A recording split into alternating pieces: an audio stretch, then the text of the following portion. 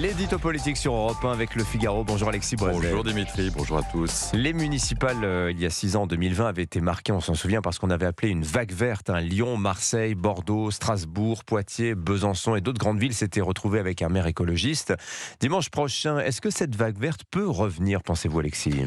Si l'on examine les sondages, Dimitri, les choses ne semblent pas vraiment prendre ce chemin. C'est même tout l'inverse. Alors bien sûr, il faut rester prudent. Mais enfin, si ces études sont justes, après la vague verte, c'est plutôt un naufrage des Verts qui se profile à l'horizon. À Lyon, première ville écologiste de France, le sortant, Grégory Doucet, est donné battu à plate couture par Jean-Michel Aulas, le candidat de la droite et du centre. À Strasbourg, l'écologiste Jeanne Barséguian est largement distancée par la revenante socialiste Catherine Trottmann. À Bordeaux, Pierre Urmic est en moins mauvaise situation. Enfin, il est loin d'être à l'abri d'une alliance entre le macroniste Thomas Cazenave et l'économiste Philippe de Sertine.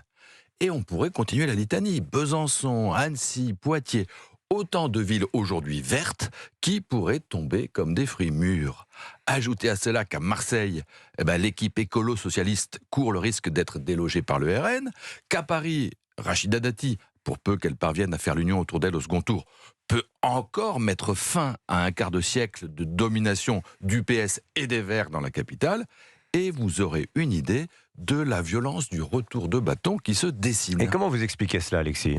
Vous savez, Dimitri, les naufrages politiques, comme les catastrophes aériennes, résultent généralement d'une pluralité de causes dont les effets s'additionnent. Ces causes, j'en retiendrai 3. La première est mécanique. Elle tient aux conditions très particulières des municipales de 2020, violemment percutées, on s'en souvient, par la crise du Covid, et donc marquée par une sous-mobilisation massive des seniors que la crainte de l'épidémie a convaincu de rester chez eux, cependant que les moins de 35 ans votaient, eux, à peine un peu moins que d'habitude.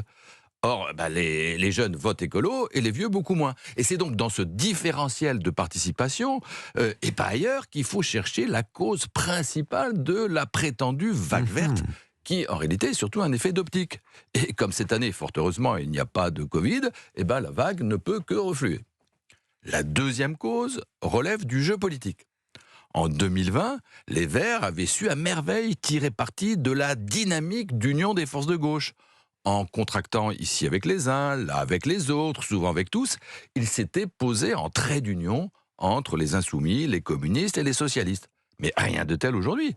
Coincés entre les socialistes et les LFI qui s'injurient copieusement, les écologistes ne sont plus un trait d'union, mais la cible au milieu du champ de tir qui subit des attaques sur deux fronts, et électoralement c'est beaucoup moins confortable. Et la troisième raison ? Alors ça, c'est celle dont on nous parlera le moins, mais qui, je crois, en dit le plus long sur la France et les Français. Parce qu'enfin, si les Verts sont en difficulté dans tant de villes, c'est peut-être tout simplement, il faudrait y penser, que depuis 6 ans, ils ont déçu, que leur politique n'a pas convaincu. Peut-être, c'est une hypothèse, que la chasse au sapin de Noël, au Tour de France, au barbecue, et bien sûr aux méchants automobilistes n'est pas considérée dans les grandes villes de France comme une avancée civilisationnelle majeure. Peut-être que l'écriture inclusive, l'obsession du genre, l'anti-masculinisme névrotique, la frénésie pro-palestinienne, la complaisance envers les islamistes, le déni absolu face à toute manifestation d'insécurité ne sont pas perçus comme autant de progrès du genre humain. Alors même qu'en France et en Europe, on en revient lentement à la raison sur le nucléaire, la voiture électrique ou le pacte vert, peut-être, réponse dimanche, que les habitants de Lyon, de Bordeaux ou de Strasbourg ne tiennent pas à transformer leur ville en ZADIF, zone à défendre les idées folles. L'édito politique sur Europe 1. Merci beaucoup Alexis Brézet. Je signale la une du Figaro ce matin, la guerre d'Iran, le monde redoute un choc pétrolier. Merci Alexis, bonne journée. Il est 7h54, très bon début de journée avec Europe 1 matin.